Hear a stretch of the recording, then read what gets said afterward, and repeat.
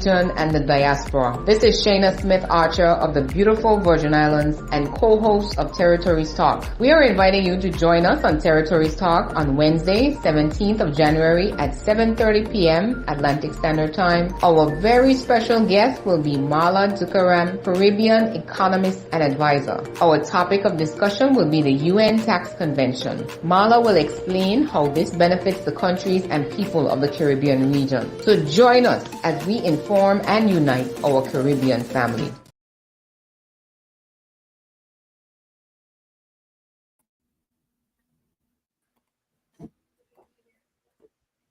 Good evening, everyone, and welcome to another episode of Territories Talk. I am co-host Shaina Smith-Archer saying all the best for 2024 in the upcoming year, as well as, all the good things. We're looking forward to some very insightful and interesting conversations coming up this year. And of course, we start off the year with a bang, I believe, because this is one of my favorite guests that is joining us tonight. But I will pause here and allow my co-host, Miss Shirley from Montserrat, to bring greetings. Yes, and this particular topic today is a very, very important one to begin with. So we are happy to be back this year. It's our first program for the year. We're happy to be back. And we're wishing for you that 2024 brings everybody all the good that you want. I hope 2024 is very kind and loving to all of us, even with all the things that years normally bring.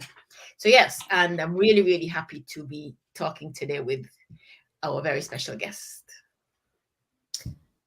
And we'll also like to thank our media partners across the region, Cayman Marl Road Facebook page, Radio TCI, Montserrat ZJB Radio, Virgin Islands, which is US and British, CBN Radio FM 90.9, Bermuda's Channel 82, Radio Saba, PJFE FM 93.9, and Barbados's CBC Channel 8. Thank you guys for continuing to help us to unite and inform our Caribbean family across the world. So without any further ado, and we also bring greetings from Chris.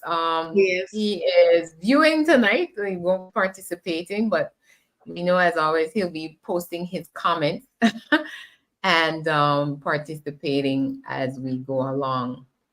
So without any further ado, I would like to introduce our guest tonight is Miss Marla Dukharan. She is a Caribbean economist and advisor. And I think last time we were speaking with her about blacklisting and the implications about that to the region. And tonight's topic is no less important. And I'm also very excited about the topic as it relates to understanding more about the impact to us as OTs and as well as the wider Caribbean. So she'll be sharing with us about the UN Tax Convention. Ms. Marla, welcome back to Territories Talk. Thank you so much for that warm welcome, Ms. Shaina and Ms. Shirley. I really appreciate it. And thanks for having me back on your show. The topics are pretty much related, but I'm happy to bring an update. And thank you so much for your efforts in making sure that everybody in the region is well apprised of these developments. I really appreciate your help with that. Thank you. So I guess let's get right into it as it relates to setting the stage, as it were, to the topic. So the United Nations Tax Convention, let's, start there in terms of what is it supposed to be, so that persons can understand now what is it that is on the horizon. Right. So before I get into the UN Tax Convention, let me just share with you a little background on why the UN Tax Convention. Okay. So basically, you have an organization called the OECD, the Organization for Economic Cooperation and Development. Now, this is an organization of some of the world's largest and wealthiest countries. We in the Caribbean are not members of the OECD. Now, about 10 years, just over 10 years ago, the OECD took it upon itself to decide to come up with a global tax governance framework. And this tax governance framework, they said, was designed to rein in the amount of tax evasion that takes place, especially for multinational corporations, so large corporations that operate across many jurisdictions. And they decided to come up with this convention that they then imposed on all countries, whether you were members of the OECD or not. So we in the Caribbean were asked to comply with this convention, this global tax convention or tax standard, I should say, that the OECD came up with. So in the first place, we had no voice as to what this OECD tax framework looked like. It was something that was decided by the OECD and imposed on everybody globally. And then the OECD would conduct its assessments on whether or not you are in compliance with their tax governance framework or not. And if you were not compliant, you would then be listed as such on their website and in their assessments as non-compliant or partially compliant or largely compliant or whatever the rating they decided to give you. And partially based on this rating that the OECD gave you for your compliance, then the EU would then also list you.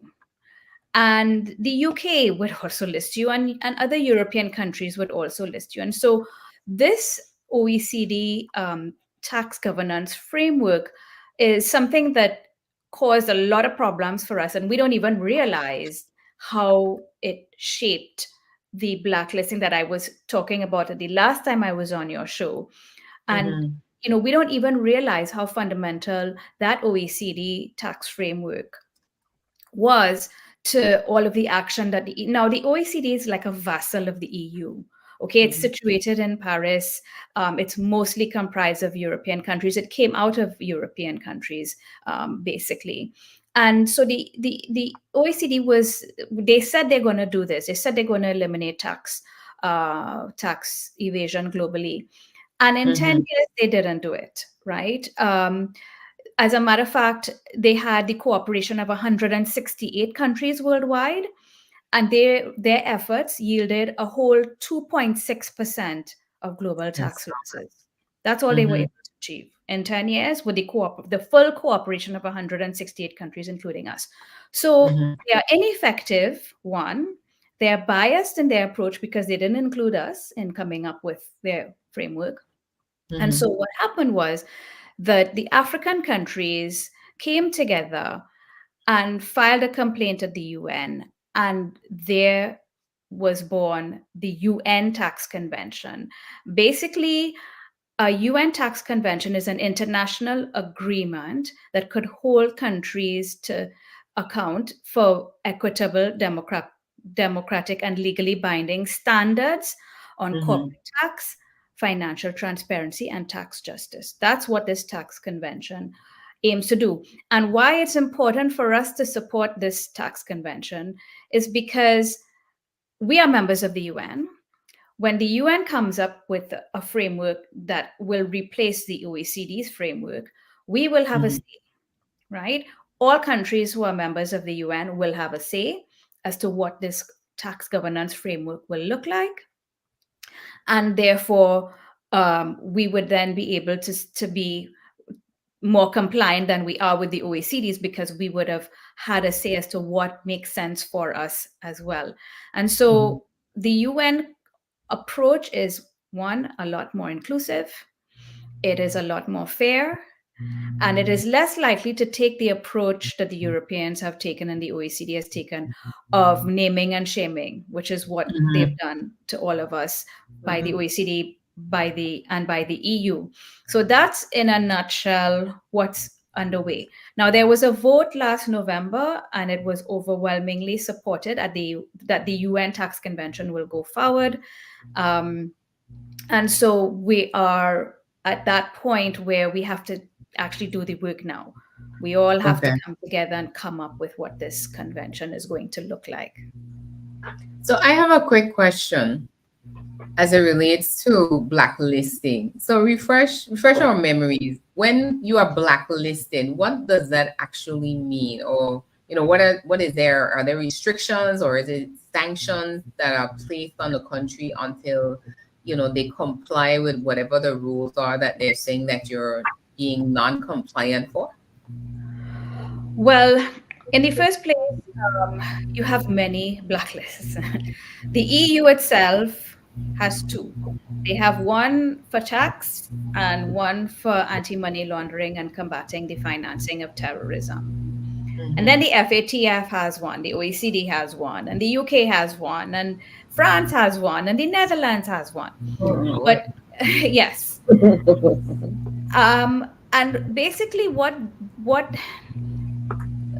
they say their blacklisting process is supposed to do is to highlight the countries that are not compliant with the tax framework that the OECD has come up with, or the anti-money laundering and combating financing of terrorism framework that the FATF came up with. So they say the goal of the blacklisting process is to highlight countries that are not compliant and basically name you and shame you into compliance. The problem is that no white country was ever blacklisted by the EU, by the OECD, the FATF. It's only predominantly non-white countries until the EU blacklisted Russia on Valentine's Day of 2022, only after their sanctions against Russia took effect. And they didn't blacklist Russia for money laundering and oligarch dirty money. They blacklisted Russia for tax, which makes no sense. So it tells you that the blacklisting is just a joke. It's a farce. It is a tool. It is a political tool that is used in a discriminatory fashion against the global South, against predominantly non-white, poorer, weaker countries than the global North that the EU is dominated by and the OECD is dominated. So what they say the blacklisting does is not what it actually does. But to answer your question on what are the effects, when you are blacklisted by the EU, you are not to receive any aid from the EU. And also your trade with EU companies is restricted. So for example, when you have to send a wire transfer, let's say you're ordering champagne from a company that produces champagne in France, and you're in Tortola, and you have to wire money from Tortola through your bank in the US, through their bank in France or wherever. Because you are in a blacklisted country, the banks are obligated to scrutinize that transaction as if it were a fraudulent transaction, basically. They have to assume that because you're a blacklisted country, you're doing something wrong. And so they ask you for all kinds of due diligence that normally they would not do. This means the cost of the transaction and the time that the transaction takes goes up significantly. And also, the seller on the other side might say, but you're taking too long to pay me my money. I'm not going to deal with you anymore. I'm not going to trade with you anymore. So not only do costs go up, but your options are limited as to what you can trade and how you. And of course, as you know, we're very import dependent, and we're also very dependent on people coming to our part of the world for vacations in terms of our tourism sector. So we are very highly open economies. Trade is everything to us.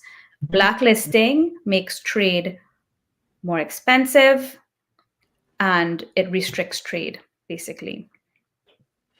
Yeah. And I'm happy that you highlighted that, because I know here in the BVI, we oftentimes think of it being something that would be just affecting financial services sector and not understanding that it is the entire economy that basically is jeopardized when this action is taken against a country. And that is something, as you said, we can't afford to let happen. But I also happy you highlighted the fact that, OECD countries, the member countries, never end up on their own blacklist. Never. So that for me was like, okay, this is not, this is definitely not fair, and this is very biased, because then the rules are not the rules for everybody. But No, it's for not a level playing field. The other thing I wanted to highlight, where you're saying that there is a perception that blacklisting affects the financial services sector. Remember that when you're blacklisted, it affects your reputation, and reputational damage affects all sectors. every If sector. somebody is looking to go on a holiday with their family, they might say, well, that's blacklisted. Maybe they have money laundering there, or maybe they have some kind of nefarious activity taking place there. They don't know, right? Yes. Yeah. And or maybe I don't want to deal with any people who want to do business with me from that country, simply because of the reputational damage that blacklisting has done, and they know it. And these countries have done it not because they don't like us, not because they're racist. Maybe they are, I don't know, but they do it because we are competing with them for capital. We're competing with them for financial services, for legal services, for everything. And so they decided, well, you know what? Let's just exterminate the competition by making them look like criminals and blacklisting them into oblivion. Yeah. Yeah, that speaks to my contention that in so many ways, and not just in terms of in taxes and so on, but in so many ways, that is the impression that is being propagated around the world about the country of the global south, that we are all corrupt and we are thieves and money launderers and all, and it just makes my blood boil. And so I understand, and I recognize that there are issues. There are people who do money laundering, them mostly, and the drug trafficking and the weapons is mostly them. So I know that happens. We are the ones who are paying for it. And so I understand that there needs to be some sort of guidelines, some borders within which people must stay in order for things to work well for most of us. So I understand that there's a need perhaps for a tax convention that we all understand. And the OECD and I've thought that for a long while. I mean, I've used some colorful language to describe the OECD on several occasions. So Marla, tell us why is it important to have these international global convention tax conventions?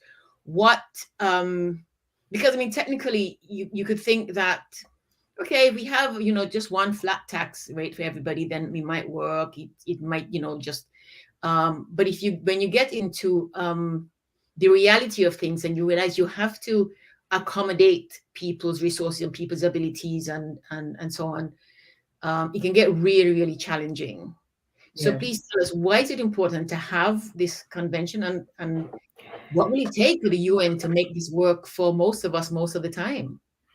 Well, we're the ones that have to make it work, right? So the way that it works right now is that an ad hoc committee is being convened at the UN, and all countries have to be represented at this committee via the representative that they appoint for their region. So the Caribbean will have one representative, and other regions, grouped together, will have their representatives as well at this ad hoc committee.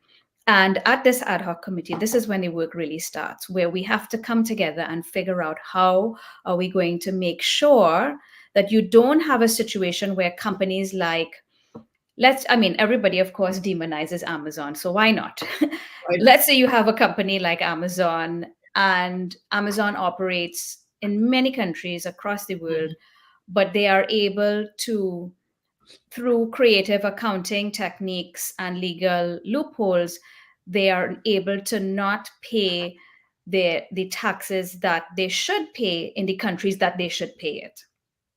And the problem with that is that, this is revenue that's important for countries to, conduct their basic, infrastructure work, sending kids to school, building hospitals, ensuring security of their population, etc. Every government needs money to do those things. And insofar as a company is operating in your jurisdiction, they should be compliant with your tax laws and all of your laws. So the idea behind having a global tax convention is where no one country is penalized at the expense of any other country as it relates to the taxes that are paid by these international companies, these multinational companies, I should say. Because once you're a domestic company, those don't really matter, because you will be forced to be compliant with whatever the tax laws are in your country. It's really the multinational companies that are a challenge, because they operate in so many jurisdictions, they can, through, as I said, creative accounting, move their profits around in different places in order to be as tax efficient as possible. Now, what a global approach would do is, in the first place, make sure that we take consideration of the different needs of different countries who are on different points in their development journey.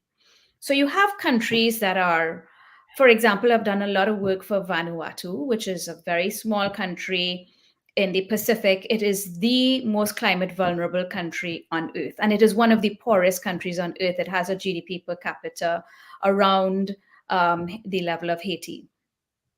And this country is one of only 2 countries blacklisted twice by the EU. The other country is my country, Trinidad and Tobago, blacklisted for tax and blacklisted for money laundering and financing terrorism. This tiny country that is a speck on a global scene, but they blacklist them twice because they want to penalize them. And it's purely political, which I won't get into right now. But the point is that Vanuatu cannot be asked to implement a 15% tax on its people when they don't even have a tax authority. They're so undeveloped, and I don't mean that in a derogatory way. They're just very young on their development journey. You cannot ask a country like that to implement a 15% tax when Switzerland has said that they need 10 years to comply with that, because they don't tax their companies. They've never taxed it. They've always been, the benchmark financial secrecy jurisdiction. They practically invented it 100 years ago. So how could you ask those 2 countries that are 2 very different countries, GDP per capita, at the top and the bottom of the scale, and ask them to do the same thing? Somewhere in there has to be a conversation about what makes sense for a particular jurisdiction, what is even possible in a particular jurisdiction. And this UN tax convention at least gives us the opportunity to have a voice and put our hand up and say, you know what, I have a real challenge with this. Because in the first place, the OECD themselves have conducted empirical research and found that a corporate income tax is the most detrimental tax to growth of any tax that you can impose. A corporate income tax is the most detrimental tax to growth. And if you are a country that's very young, trying to get your private sector going, trying to create an economy, right? And you're then asked to implement a tax that is the most harmful to corporate entities, it means that your economy is going to be destroyed, basically. So to answer your question, this process allows us to implement an equitable framework, but that's different from an equal framework. Furthermore, the 15%, when I asked around, and I asked as many people as I could at the OECD level and country level as well, how did you all come up with 15%? Can you show me the research that shows that 15% is somehow valid and somehow justified?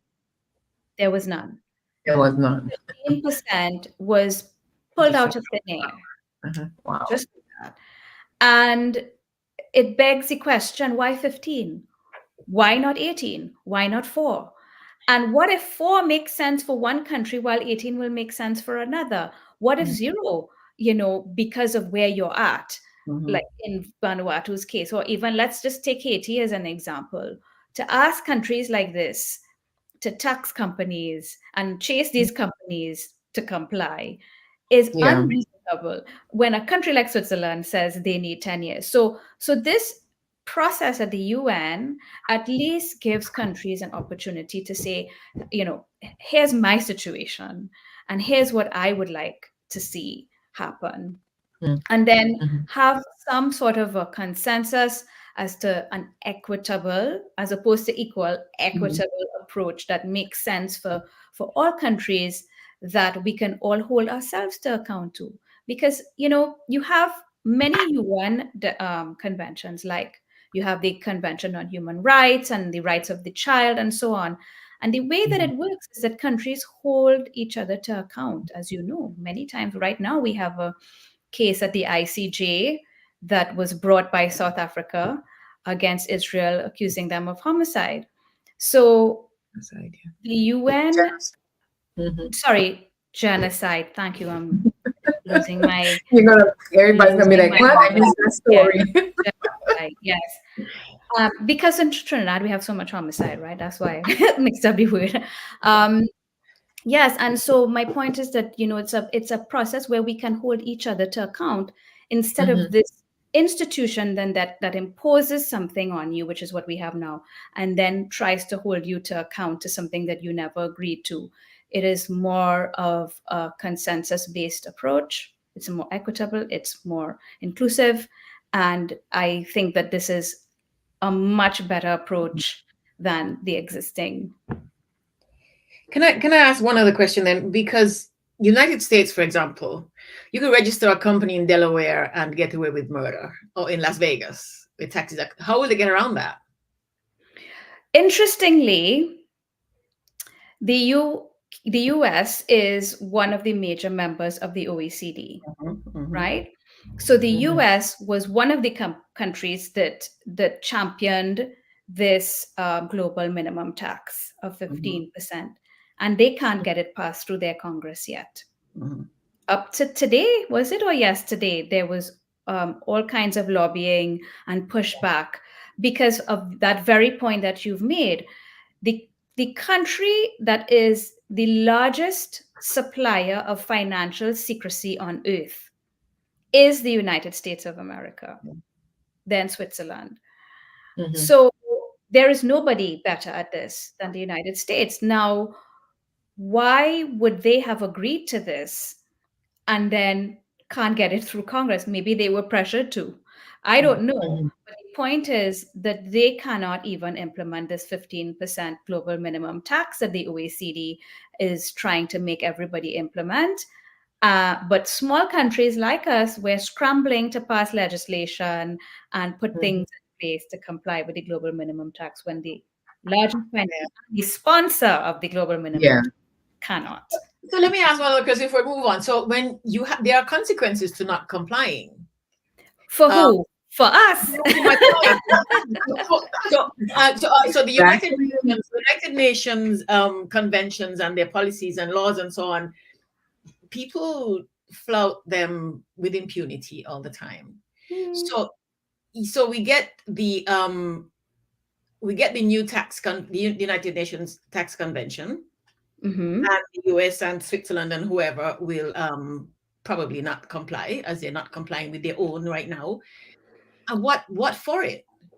Well, they won't. Well, I would hope, I can only hope, that at the ad hoc committee, where all these countries have to come together and come up with this framework, a new framework, I would hope that countries will not put forward and not agree to an approach that they cannot comply with. That's all I can hope, that the powers that be and the largest financial secrecy jurisdictions will not say, yes, let's do a 20% tax, and then they can't comply with. Now let's assume that that's the case. Then everybody should be able to comply, because that's the end goal, right? That we all come up collectively by consensus to something that we can comply with. If, however, there isn't compliance, just like we have right now this genocide case before the ICJ, you have countries that can then file a complaint and say, this country, there is evidence that I can present to you that this country is not compliant, and then there is a process that will take place at that point. I think the idea of having something that is so inclusive and consensus driven, is that we will not get there. Yeah. But if we do, because there's always the naughty ones, then there will be a process that will have to follow in terms of a complaints and resolution process. Yeah. Yes, it's interesting times. One of the things that came to me, again, reading your last editorial, was what then happens to the OECD? Is this going to expected to, once the UN Tax Convention is adopted more broadly than their 38, by more countries, is it that we don't comply with their rules anymore because we sign on to the convention? And that's one part of it. And when I say we know, as overseas territories, no, we're not directly a member of the UN. So how is that going to, affect us in terms of having essentially two rule books out there now that obviously everybody's going to want compliance by us? No, this UN tax convention will supersede the pillar 1, pillar 2 of the OECD. It will basically eliminate the need for compliance with the OECD's standards. Now, that doesn't mean to say that there are countries within the OECD who might want to comply, and I guess if you want to, you can go right ahead, but there is no obligation. The intention is that there will be no need, no obligation for any country to comply with the OECD. Now, this is a valid point you raise about how, the overseas territories in particular could be affected, or what do they have to benefit from all of this at the UN. Now, you all are not directly members of the UN, as you rightly pointed out, but the UK is. And interestingly, of course, the UK is a member of the OECD. So indirectly, you all are members of the OECD. And the UK is very much like many, or I should say most of the OECD members, very much against the UN Tax Convention. And they all vote against it whenever there is a vote at the UN. So the US, the UK, the European country, the EU countries, none of them vote in support of the UN, but they are outnumbered. So what I think will happen is that this will be a fight. They're losing it. They're losing it because even when the first vote came, when the African nations jointly put together this UN Tax Convention for a more inclusive and more transparent global tax framework, and the OECD countries said, no, we're not supporting it. The response from the African countries was, what do you mean? You mean you don't support transparency and inclusion? And on that basis, they felt ashamed and they had to support it, because not supporting it means that you do not support inclusiveness and transparency and fairness. They continue to not support, but I think what it means is that the UK will have to make a choice at some point.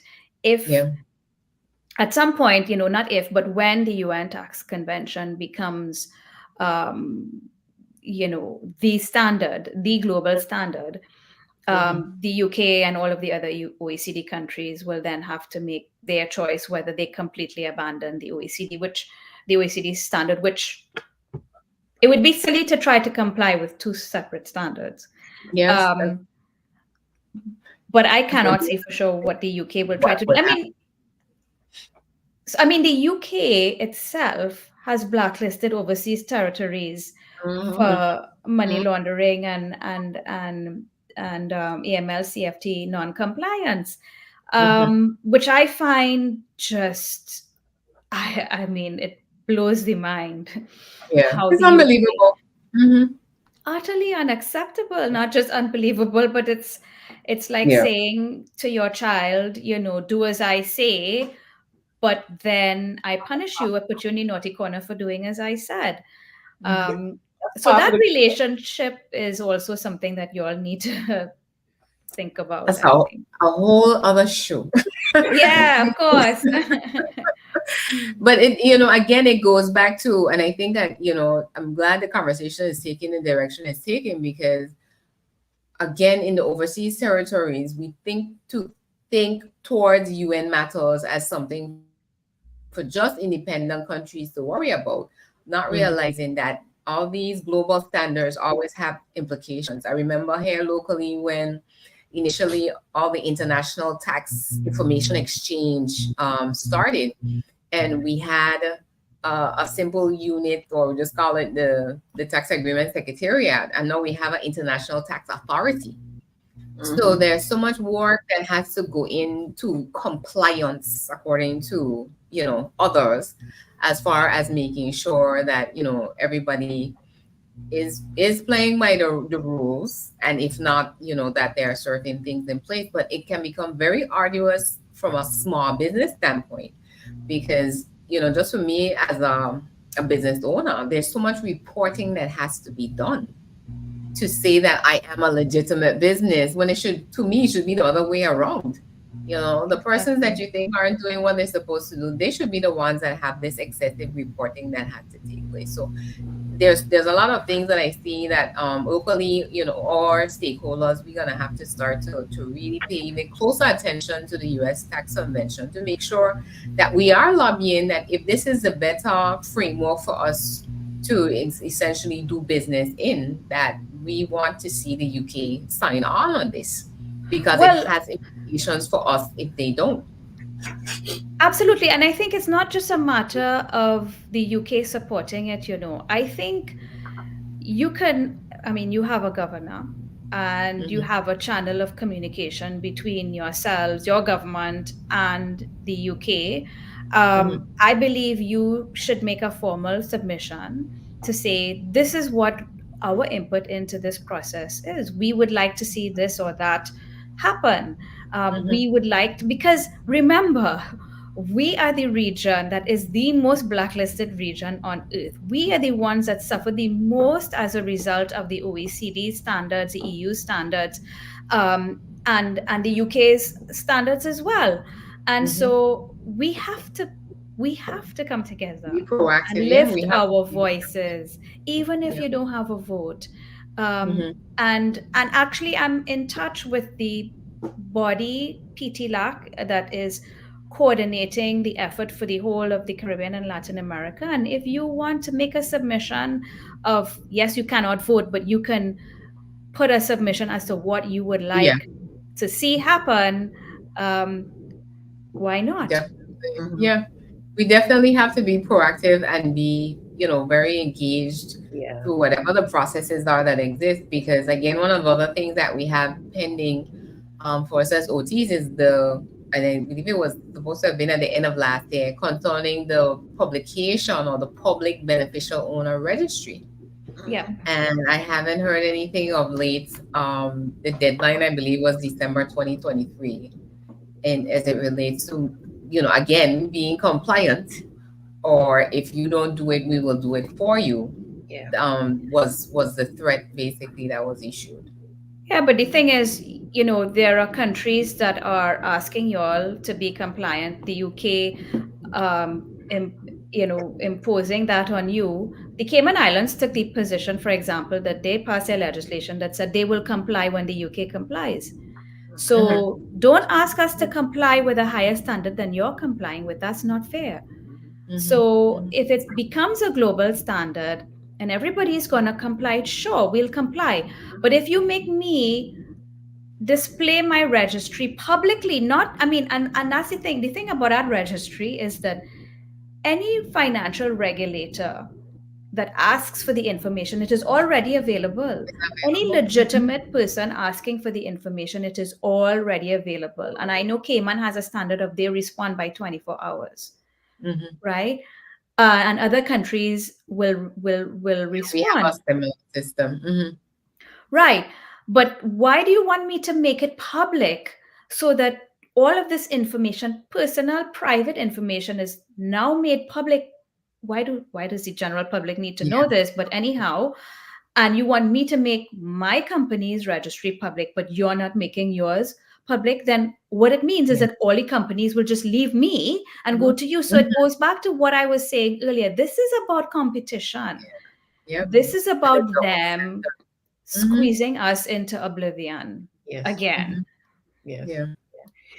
Definitely a double standard. No, there's nothing hidden about that. The double standard. No. That's very apparent. Daylight. Yeah. Do you have any idea, have a sense of what timeline they're working with towards this, the completion, Yes. So this year is when all of these sort of technical work takes place, to frame, all the tax lawyers and accountants and so on have to put their noses down and figure out how to make this work.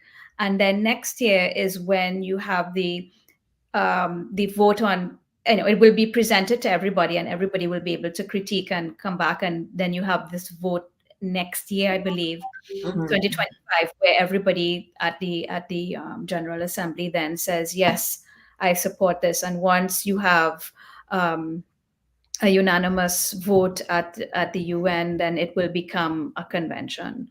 But there is a process of very intense technical work that has to take place this year to make it to make that reality, because you have to put forward something that everybody can get behind and that can replace what already exists. So it has to make sense to everybody, which is not going to be easy. Not going to be easy.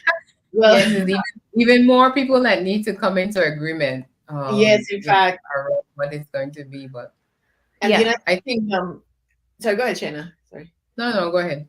I said the United Kingdom in their last statement, their last white paper, I guess, from the meeting they had late last year, indicated that they were making some allowances. I can't remember the exact wording. Making some allowances for the overseas territories in their interactions with international organizations. So to the thing we're talking about earlier, there might be room for that there.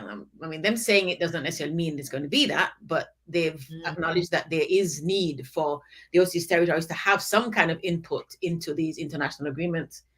But at the UN, for example. For example, yes, yeah. Oh, that's good. Yeah, because you're a country. I mean, we are. We have some kind of say. We are. Regions like you talked about the Africans have been doing a lot of work in concert recently, well, for a while. I am not pleased with the energy in CARICOM, for example, and the OECS is a little bit, maybe an understatement.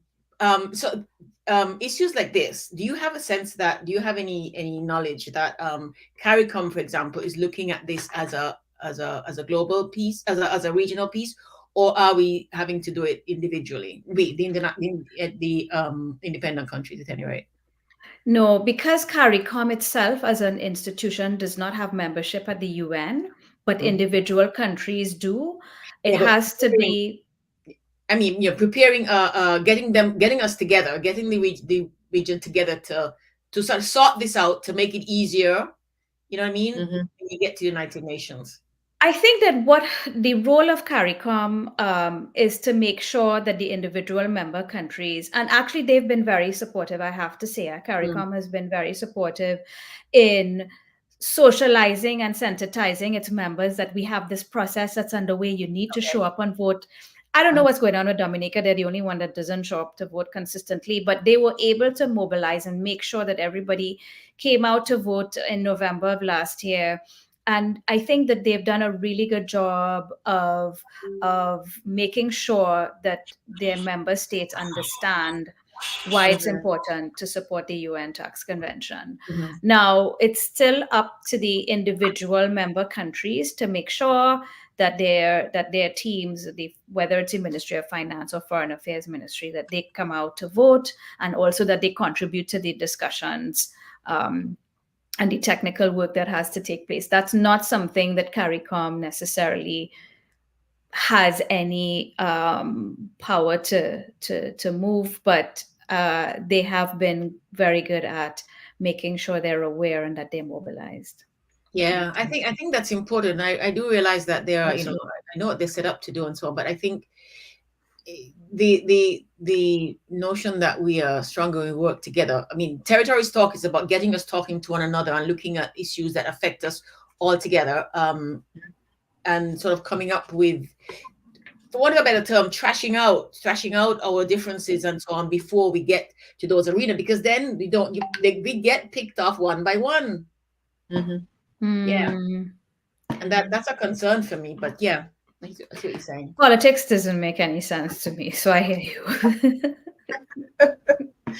And that's the thing too, again, where if we look at the example of the European Union, nobody disagrees more than them around a lot of things. Yeah, But they understood the importance of basically unity is their strength. So they figure out what are those policies and areas of cooperation that is mutually beneficial, basically for the most part for all. And that is what they have been able to hold the union together.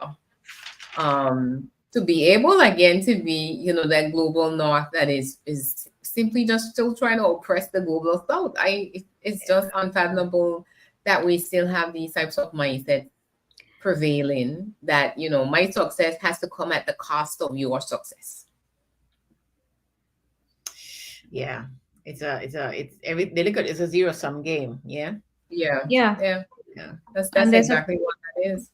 Yeah, and it's a predatory mindset that has existed for a very long time. Unfortunately for us in the Caribbean, I think sometimes we get too obsessed with our differences and our uniqueness, and not sufficiently aware or obsessed with how similar we are and how much we can benefit from uniting. But I think that I've seen in the last few months some progress on this matter, and some support for the UN Tax Convention, and I hope that it continues, because again, we are the region that have the most at stake.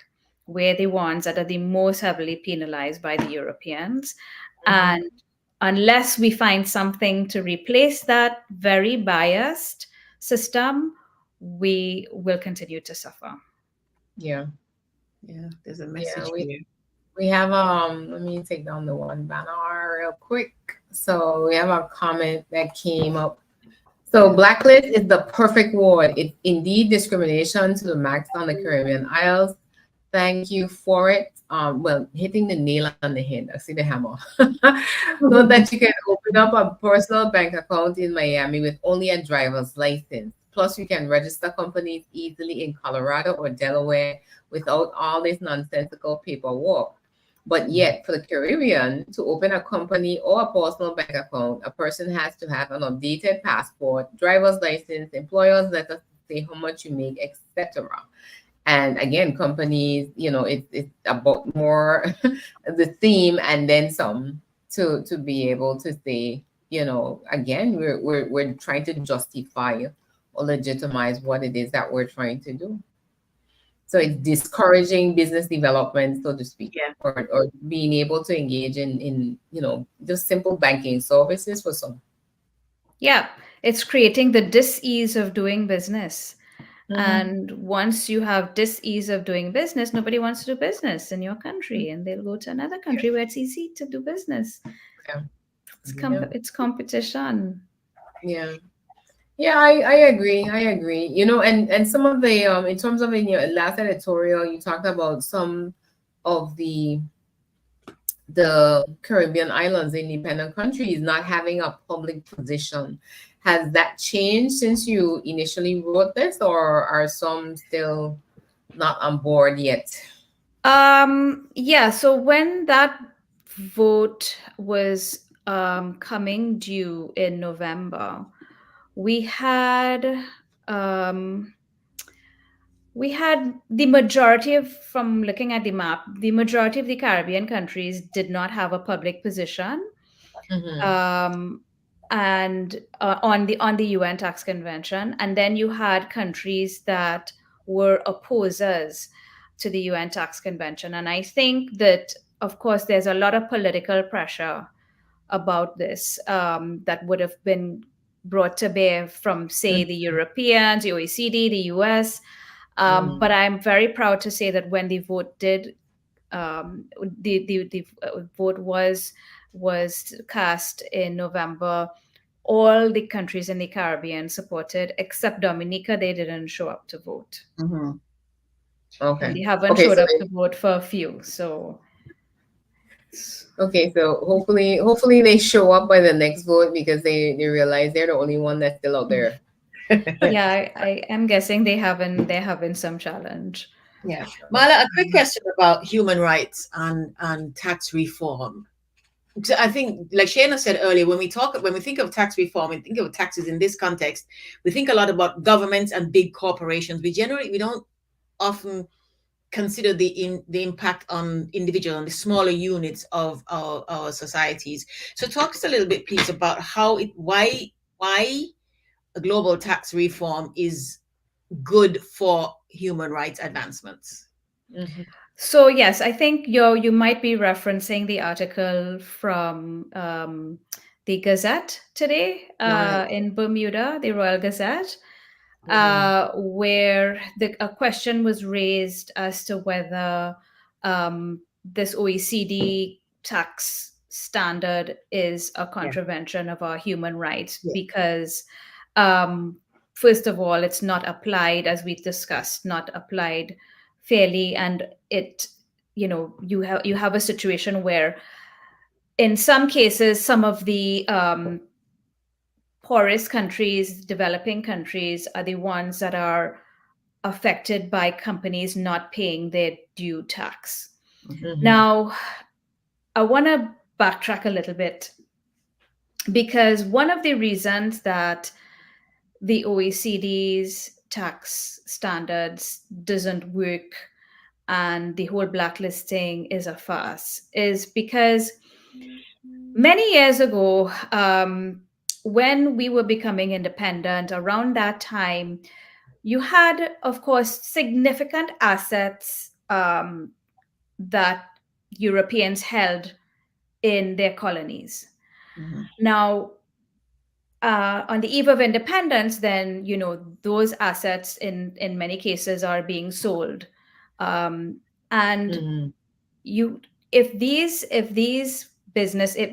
the plantocracy, let's just say, had to then take all of that wealth back to London, it's going to be taxed.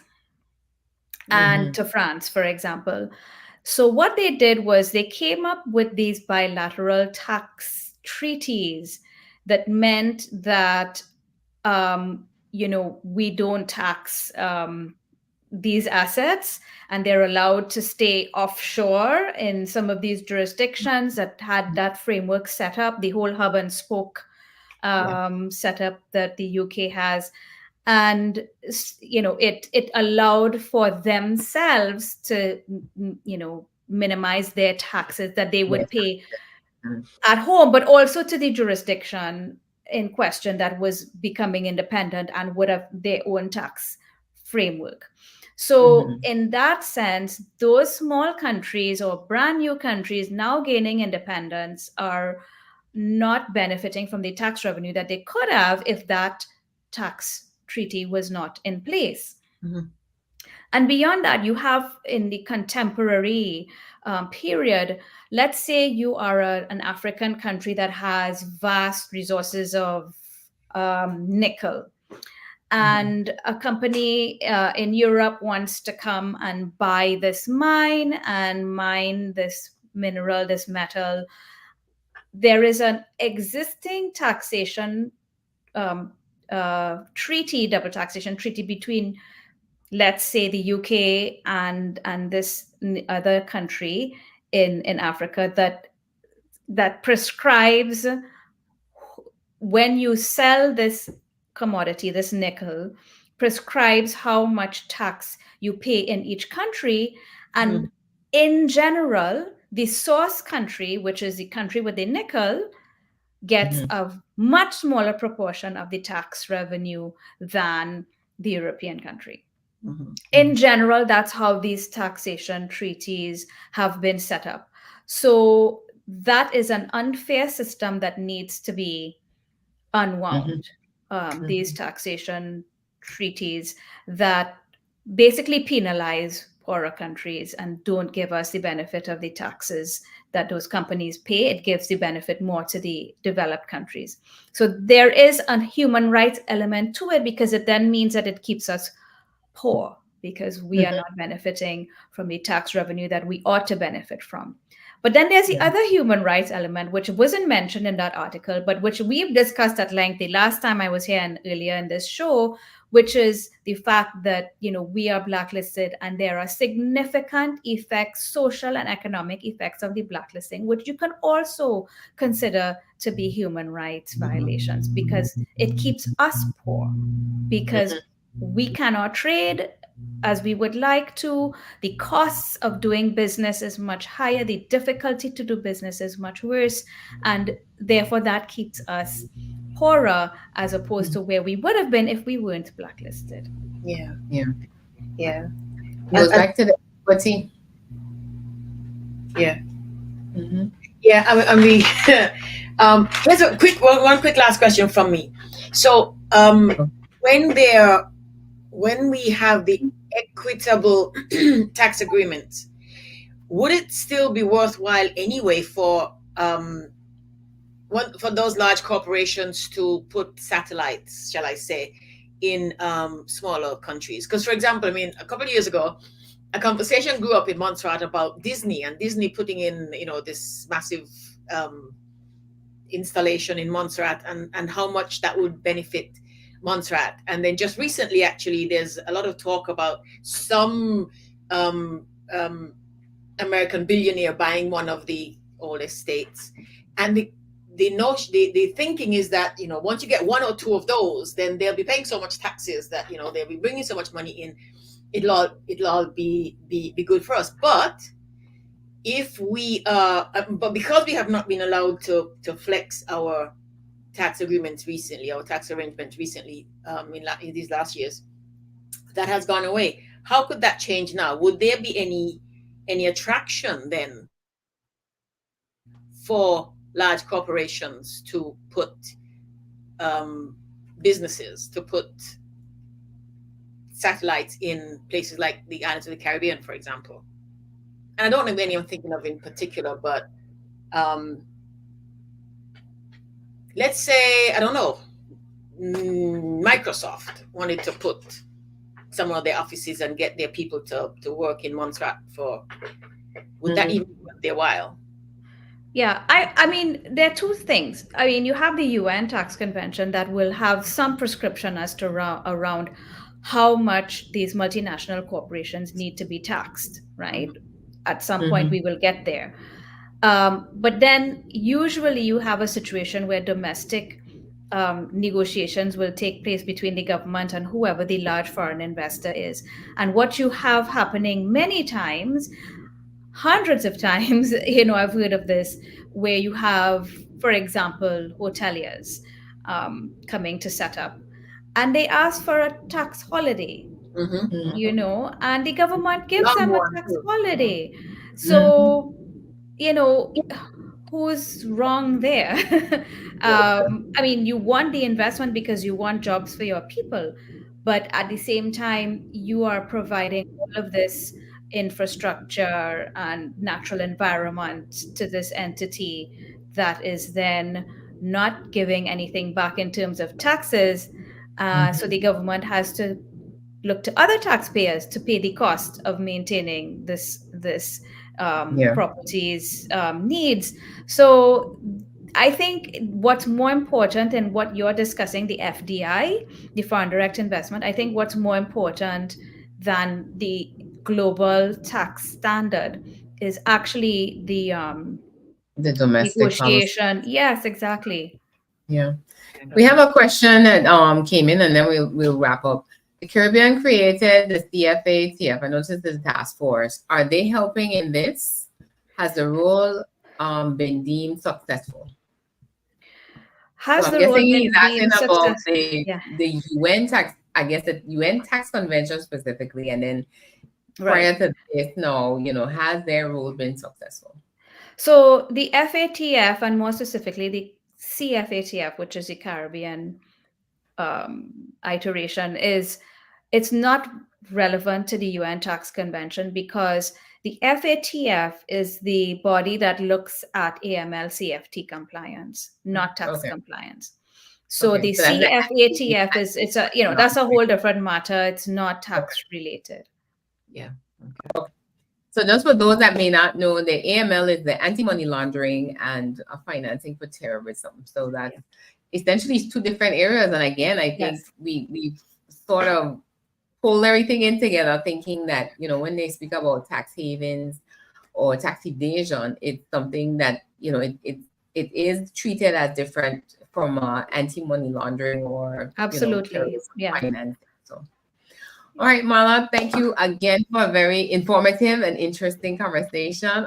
You have the floor to give your last words and we'll wrap up.